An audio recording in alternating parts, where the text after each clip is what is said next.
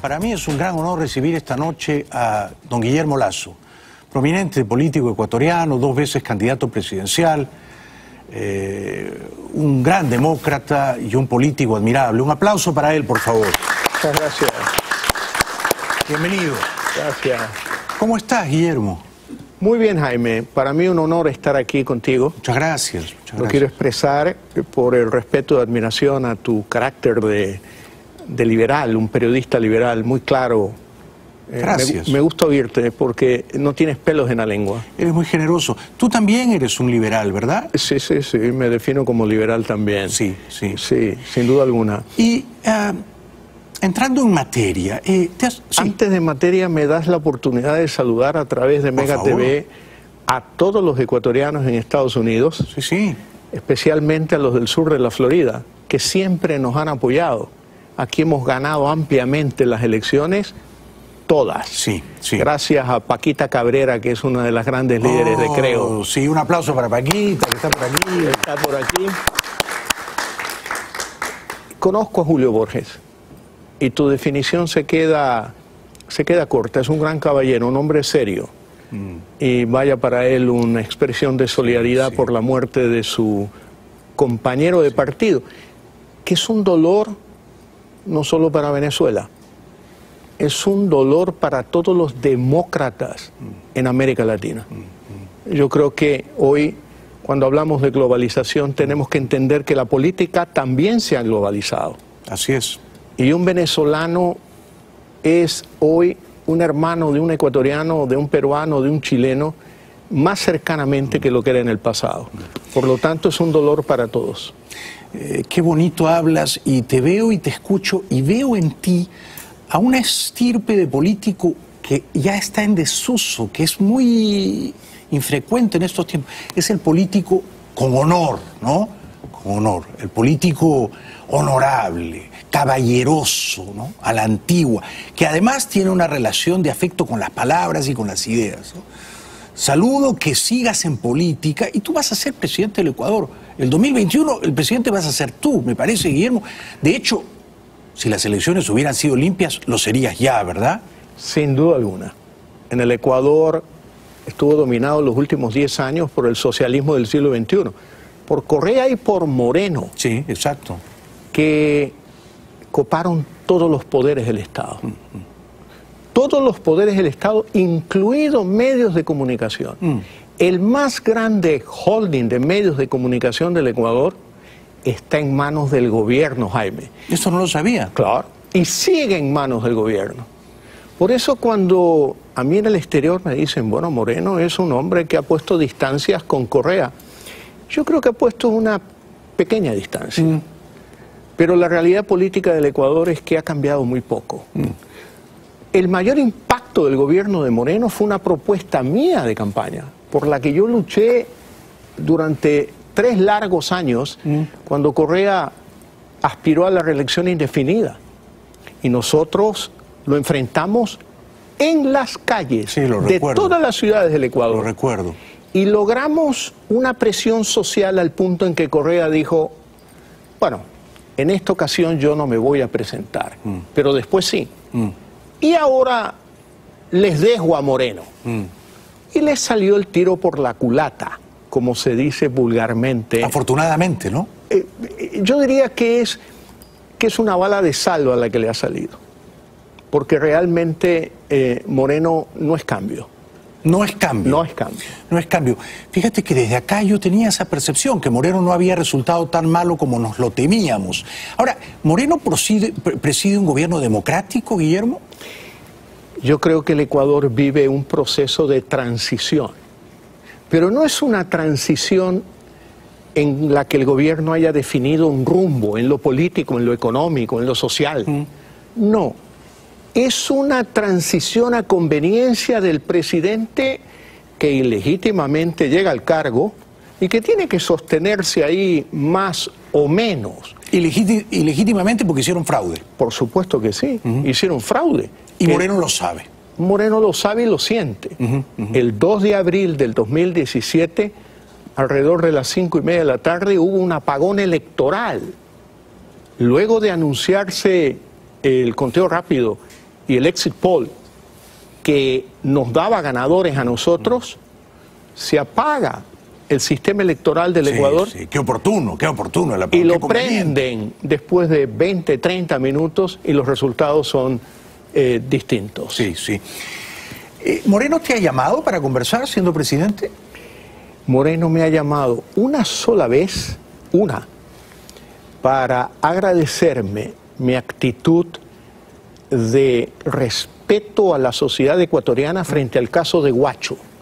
Yo definí que eso es un problema de Estado, de la sociedad ecuatoriana, que no se puede hacer política de aquello, y aunque no reconozco el origen del poder legítimo de Moreno, pues en esa circunstancia todos debíamos cerrar filas. Has hecho muy bien, alrededor del gobierno. Alias Guacho, terrorista de las FARC, mandó secuestrar a 3 periodistas del Comercio de Quito, los mataron vilmente, luego secuestraron a otra pareja cerca de la frontera, ¿no?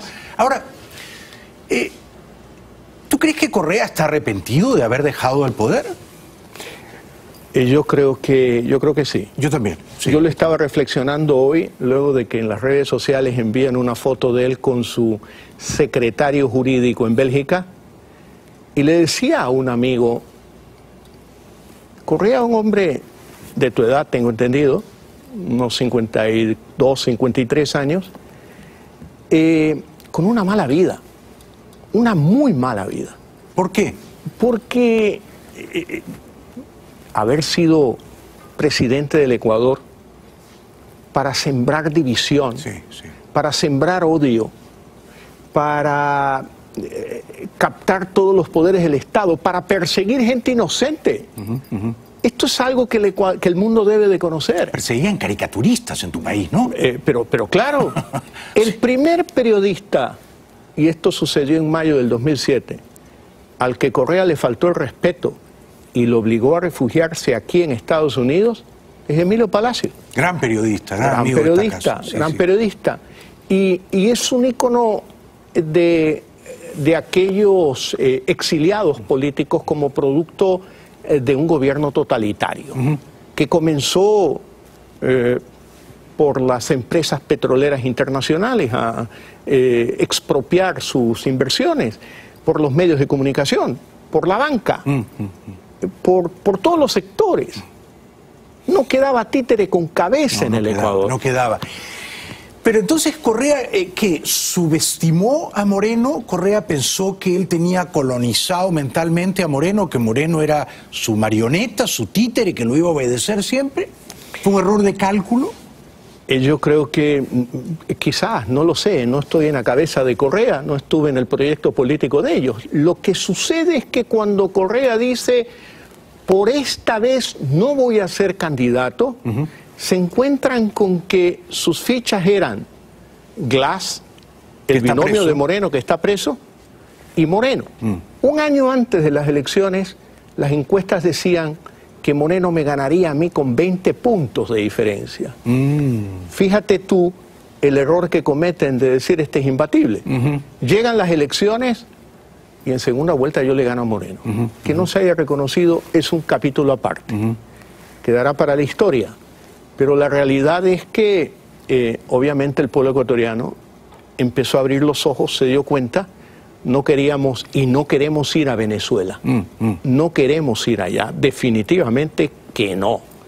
Ahora, ¿con Moreno siguen en camino a Venezuela o Moreno ha reculado un poco y ha corregido el rumbo? Tiene expresiones muy tibias. No, hay muchos presos políticos en Venezuela. Esa no es la expresión de un demócrata. Un demócrata no puede aceptar un preso político, por ningún motivo en ningún lugar del mundo. Sí, estoy de acuerdo. A mí también me parece un tibio, Moreno. Un tibio. Y luego, yo acabo de ponerle un tuit y decirle, oiga, señor, sigue el ejemplo del presidente Duque, de Piñera, de Perú, de Canadá. Suscriba la carta para denunciar a Maduro ante la Corte Penal Internacional. ¿Y su respuesta cuál es? A la prensa, no a mí. Bueno, no estoy enterado, tengo que ver a fondo qué es lo que sucede. Ojalá hubiera visto este programa, lo que ha sucedido con el señor Albán. Exactamente, sí. Y se dé cuenta. Sí. Es un tibio. Pero los tibios son peores. Porque los tibios a veces tienen una posición y al otro día otra, y engañan y hacen vivir unas apariencias, ¿no? A Correa yo lo combatí, pero... Cuando Correa tenía poder, cuando combatirlo era jugarte la libertad. Pero definitivamente, claro. La tranquilidad de mi familia, mi patrimonio, mi libertad. Seguro. Ahora, antes de ir a la primera pausa, te ruego que te quedes con nosotros un tiempo más largo porque queremos disfrutar de tu inteligencia y de tu sentido del honor, Guillermo. Gracias. Cuando ganó Correa, hace ya tantos años, ¿no? ¿Tú sabías que se venía lo que se vino? O sea, ¿tú ya lo tenías más o menos bien estudiado, este personaje? Definitivamente que sí. Sí. Y desde el primer día, a quien yo podía le advertía de los riesgos del Ecuador. Recuerdo haber asistido a la Universidad Sergio Arboleda en Colombia a una invitación para un coloquio en el que participaba el propio presidente Uribe en funciones. Obviamente yo hablé primero, corto, describí lo que pasaba en Ecuador, y al terminar el evento el presidente Uribe sale por mi lado y me dice... oiga, ¿no está usted exagerando? 2007, noviembre. Después vino el episodio de Angostura y toda la experiencia de Uribe con Correa. Sí. Y cuando tuve la oportunidad de encontrarme aquí en Miami con el presidente Uribe, le dije, oiga, me quedé corto. Claro que me quedé corto. Sí. Y los riesgos y amenazas para el Ecuador han sido muy grandes. En materia económica ha destruido la economía ecuatoriana. No obstante, el Ecuador es un país solvente, que cuando llega una nueva visión para gobernarlo en materia económica, es un país que va a salir adelante. Repunta. Además, yo creo que una cosa que ha salvado al Ecuador de este populismo autoritario de izquierda es el dólar. Así es. Es el dólar. Así es. Porque por mucho que este señor predicara contra el imperio, la moneda en tu país es el dólar desde el año 2000. Y no había las variaciones de tipo de cambio que hoy sufre Macri en Argentina. Exacto. Y no había manera de que el Banco Central imprimiera dólares, ¿no? Así es. Entonces, Correa no pudo hacer lo que hicieron los Kirchner o lo que hizo Chávez, ¿no? O sea, el dólar mandó. El dólar mandó, es cierto. Regresamos después de la pausa con don Guillermo Lasso. Un aplauso para él, por favor. Muchas gracias. De vuelta al programa, nos visita don Guillermo Lasso, un gran político ecuatoriano, ¿no? Muy querido, muy respetado en Ecuador, entre los demócratas de América, 2 veces candidato presidencial. La última vez él ganó la elección, solo que se la robaron, ¿no? Pero hay elecciones en 3 años, en febrero del 21, ¿no es cierto? Febrero del 21, sí. Estamos a menos de 3 años en realidad. 2 años y medio. 2 años y medio. Sí, y serás candidato nuevamente, por supuesto. Yo he tomado la decisión, no por asunto de carácter personal, es porque no podemos permitir que se haya burlado la voluntad popular de la mayoría de ecuatorianos, claro, muy bien que dicho, quieren un verdadero cambio en el Ecuador, no de tibiezas. Por ejemplo... ¿En qué consistiría un verdadero cambio, por ejemplo? Un verdadero cambio en materia política, fortalecer la institucionalidad en el Ecuador. Sí. Que Correa destruyó, ¿no? Que Correa destruyó. Claro, sí. Y yo diría que guardando las proporciones, en Ecuador de hoy pasa lo que pasó con la Unión Soviética. Cuando se desintegra la Unión Soviética y da un giro hacia, digamos que el capitalismo, no habían instituciones. ¿En manos de quién cayó la Unión Soviética? De mafias, de espacios de poder. Control por aquí de un grupo, otro grupo por acá. Eso pasa hoy en el Ecuador. No son las instituciones, no es la ley la que impera, sino que de alguna manera es un reparto de poder. Unos que quieren poder de buena fe, otros que lo hacen por negocio, y otros que quieren continuar con el modelo de Correa. Ahora, tú eres un hombre de éxito, tú eres un banquero, tú tienes un patrimonio importante, no necesitas dedicarte a la política. Lo haces porque quieres ayudar a tu país. Pero tú podrías retirarte y darte la gran vida, vivir acá, qué sé yo. Podrías darte la gran vida. ¿Por qué no lo haces? Mira, Jaime, yo trabajo desde que tengo 15 años de edad. Soy el menor de 11 hermanos de una familia de clase media pobre. ¿El menor de 11? El menor de 11. Y una familia de clase media pobre, mira. Debí trabajar desde los 15 años.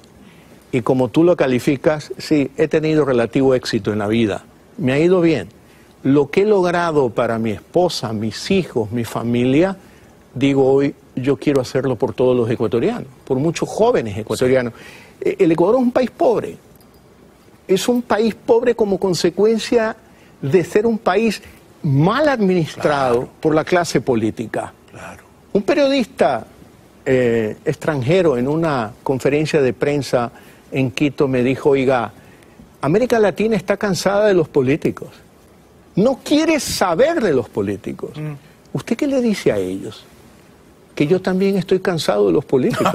Claro, por supuesto. Claro, claro, que por eso estoy en lo que estoy. Sí, sí. Porque soy un ciudadano, un padre de familia, un emprendedor al que le ha ido bien y creo que en una visión distinta en el manejo de la economía, en una actitud democrática, republicana, podemos lograr un giro en el Ecuador, un país de oportunidades.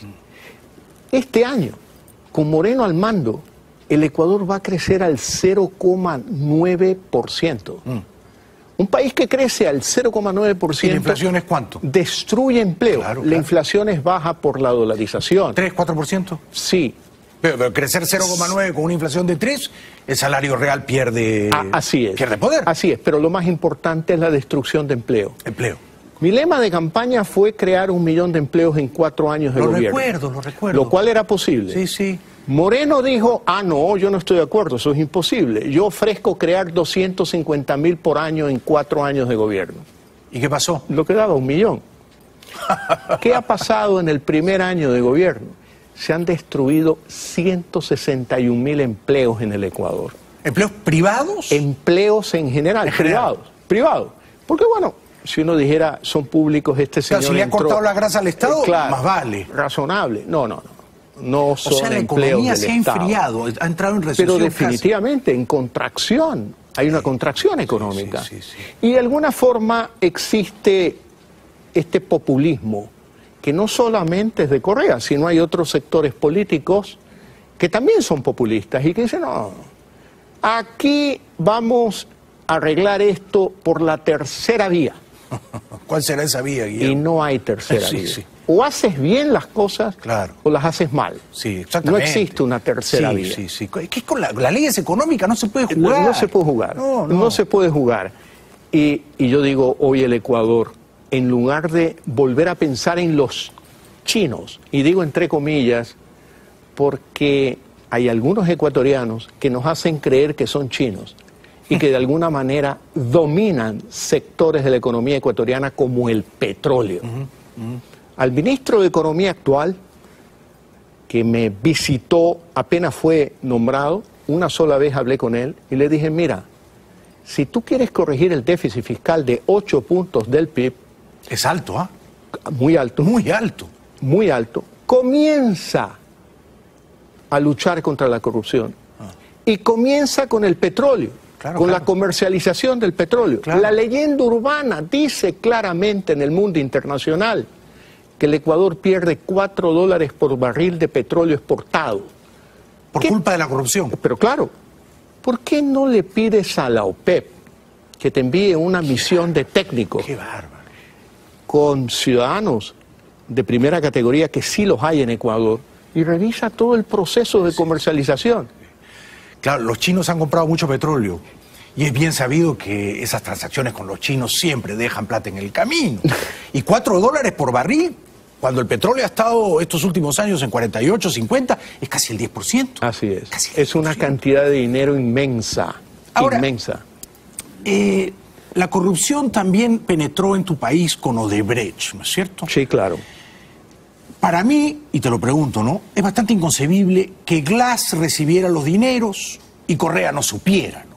O sea, que Correa seguramente aprobaba esos tráficos promiscuos de dinero por debajo de la mesa. ¿Y Moreno qué? Si Moreno estaba en una torre de marfil, no se enteraba de nada.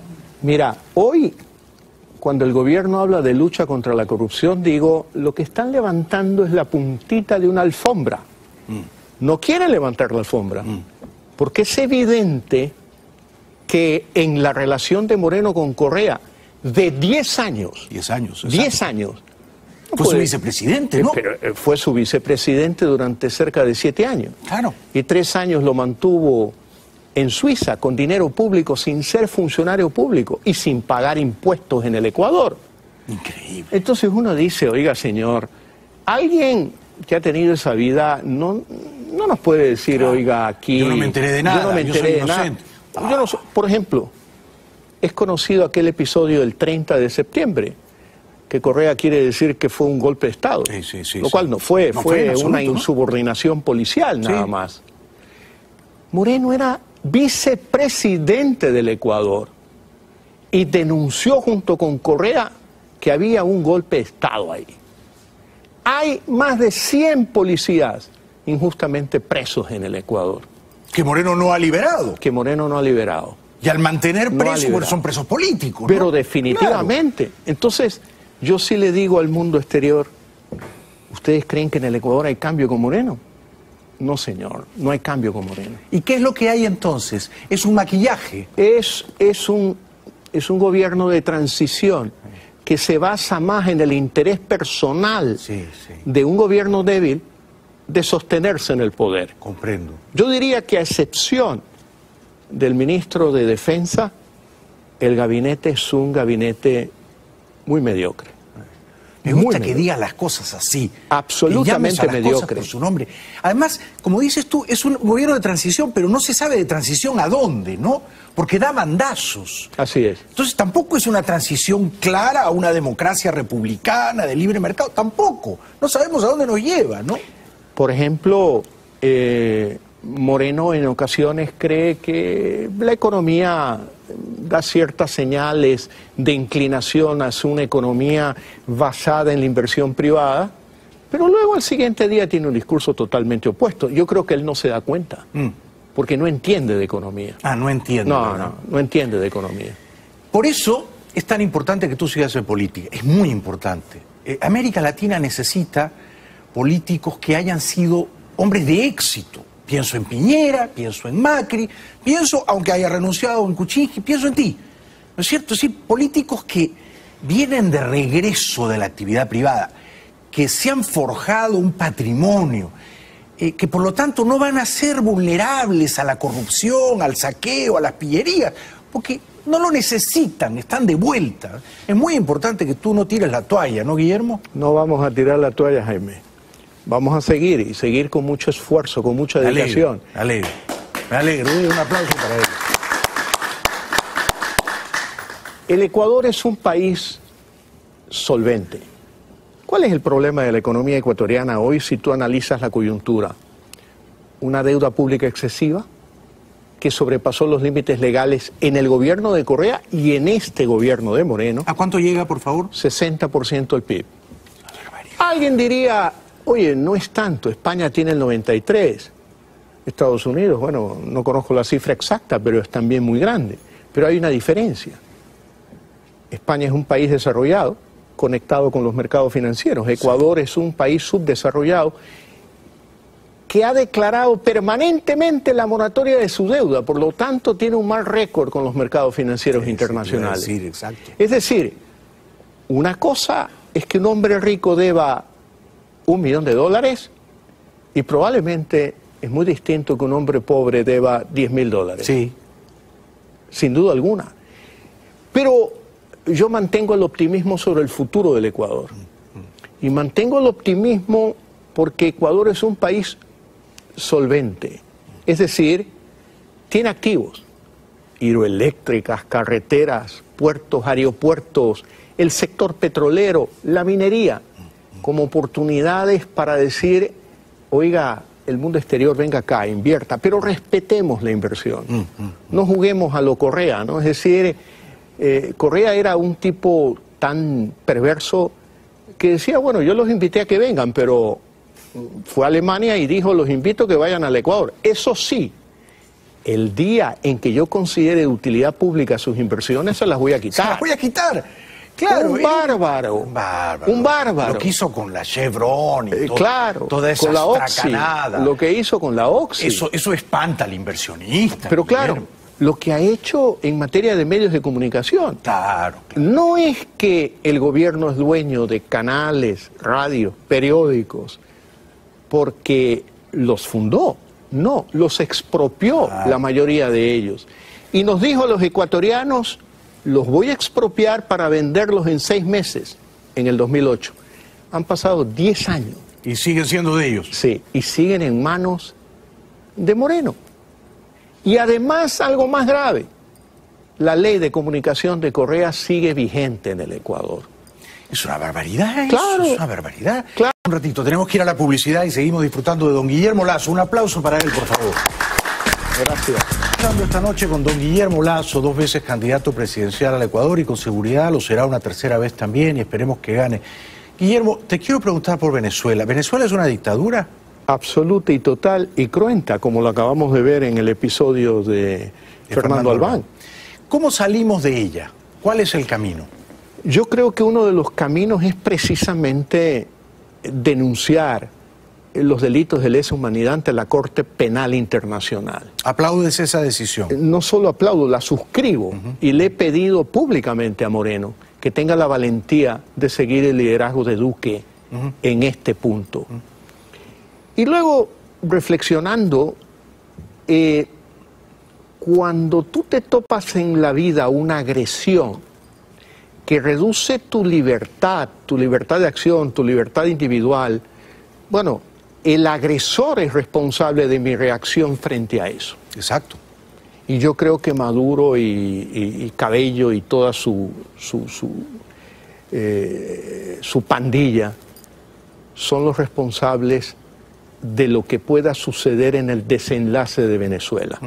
No puede ser que el mundo mire a otro lado con esta diáspora del siglo XXI de venezolanos caminando por las carreteras de Colombia, de Ecuador, de Perú. ¿De tu país? ¿Cuántos venezolanos hay en tu país? Alrededor hablan de estos 250.000. Mucha gente. 250.000. Y gente valiosa, mucha de ellas. Claro, claro. Capacitada, médicos, tecnólogos en el campo de la medicina, gente valiosa. Entonces tú no puedes aceptar que un país como Venezuela, un país rico, haya producido la crisis humanitaria que produce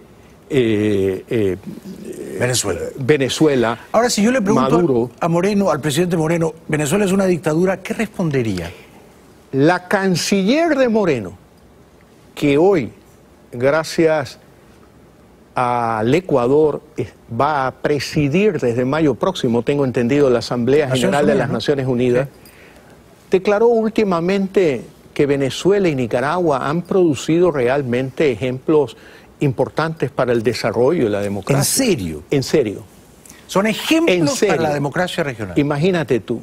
Entonces, claro, cuando Moreno tenía esta canciller, uno decía, a ver, señor, ¿usted por qué se decanta? ¿Por la democracia o por la dictadura de Venezuela? Venezuela es una dictadura y a las dictaduras hay que combatirlas con herramientas democráticas como la denuncia ante la Corte Penal Internacional. Pero yo creo que por razones humanitarias los países del mundo no pueden mirar hacia la luna y dejar pasar lo que está sucediendo en Venezuela. Desde ese punto de vista, ¿en tu opinión se justifica eventualmente usar la fuerza en aras de la libertad para rescatar a los venezolanos de esta tragedia? A eso está llevando Maduro, a eso lleva Cabello, ¿no? A eso lleva todo este grupo de violentos. Son ellos los violentos. Claro, exactamente. Son ellos los violentos. Y, bueno, una lástima, pero me hubiera encantado firmar la carta junto con Duque y con Piñera para denunciar los delitos de lesa humanidad de la dictadura venezolana ante la Corte Penal Internacional. ¿Conoces a Duque, al presidente de Colombia? Lo conozco, sí, lo conocí muy escasamente. Fui invitado a presenciar uno de los debates presidenciales en Bogotá y al siguiente día fui invitado por una cadena de televisión a comentar el debate. Bueno, yo creo que no me equivoqué. Los colombianos decidieron bien. Decidieron muy bien. Decidieron muy bien. ¿Y has conocido al presidente Trump? No, no lo he conocido. No lo he conocido y realmente ahora que describías a Bolsonaro, yo tengo muy buenos amigos en el campo de la política internacional, a quienes he buscado. Yo he buscado su amistad, porque es una forma de formarse en política también. Seguro. A Bolsonaro no lo voy a buscar nunca. Un aplauso para Guillermo Lasso. ¿Y a quién o a quiénes sí buscarías? Cuando tú seas presidente de Ecuador, ¿cómo qué presidente te gustaría ser más o menos, salvando las distancias? Yo creo que hay un modelo en América Latina que es Sebastián Piñera. Chile es un ejemplo de desarrollo para América Latina. Tienes tanta razón. Y Sebastián Piñera, a quien tengo el gusto de conocerlo personalmente, hizo un muy buen gobierno, primer buen gobierno, con buenos resultados en la economía. Pero ahora está haciendo un segundo mejor gobierno. Cosa que ya parecía difícil, ¿no? Comenzó con un discurso social. Desde el primer día de su posesión del Senado, directamente fue a una guardería. Es decir, lo está haciendo con gran habilidad, con gran sensibilidad, preocupado ahora más de los temas de igualdad de las mujeres, de los jóvenes, de los problemas de los niños.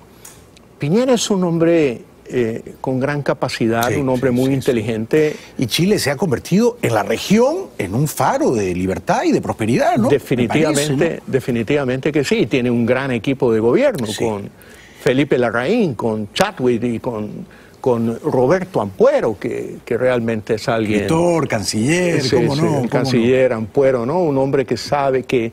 Gran defensor de la libertad, Bueno, esta es mi última pregunta. Entonces, el año 2021, cuando gane las elecciones, ¿cuándo es la toma de posesión, el día en que tienes que jurar? El 24 de mayo del 2021. Tomo nota, 24 de mayo. Espero que vayas allá. Claro, tenemos que estar ahí aplaudiéndote, por supuesto, el 24 de mayo del 2021. Son 2 años y medio, pasan volando. ¿Quieres que te cuente una anécdota que te va a sorprender? Brevemente. Muy brevemente.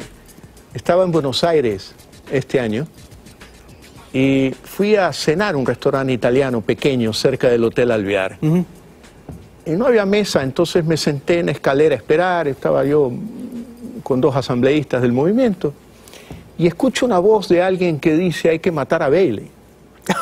Claro. Y la voz era no de un cubano americano, no de los cubanos de Miami, un cubano de Cuba, pero divertido, no lo hacía de mala fe. Hay que matar a Bailey. Hay que matar a Bailey. Entonces yo oigo la voz y bueno, allá.